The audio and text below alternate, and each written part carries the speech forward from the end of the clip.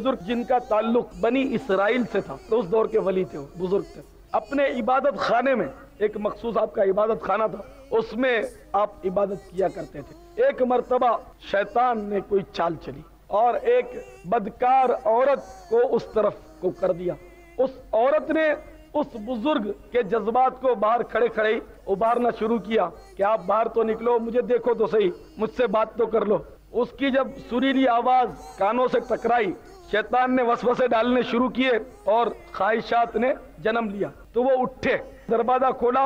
اور قدم دروازے سے باہر نکالا، اور ایک دم شرم و حیا اور غیرت غالب آ گئی اور خوف سے لرز اٹھے کہ ہائے، اتنا عرصہ میں مردود شیطان سے بچتا رہا، آج مجھے کیا ہوا، میں بدکاری کی طرف میں نے قدم اٹھایا، بس وہی جم کر بیٹھ گئے اور رونے لگے، توبہ کرنے لگے کہ یہ قدم جو گناہ کی طرف اٹھتا ہے، اب اس کو میں اندر نہیں لوں گا۔ سردی پڑتی رہی، گرمی پڑتی رہی، بارش ہوتی رہی، یہاں تک کہ وہ پاؤں ان کا گل کر ان کے جسم سے جدا ہو گئے۔ ایک وہ اللہ کے نیک بندے ہوتے تھے، ایک ہم لوگ ہیں کہ نہ شرم ہے، نہ حیا ہے، نہ غیرت جیسی کوئی چیز ہے کہ ہمارے پاؤں اٹھتے ہیں سنیما گھروں کی طرف، ہمیں کوئی احساس نہیں، ہم ہنستے ہنستے گناہ کرتے ہیں۔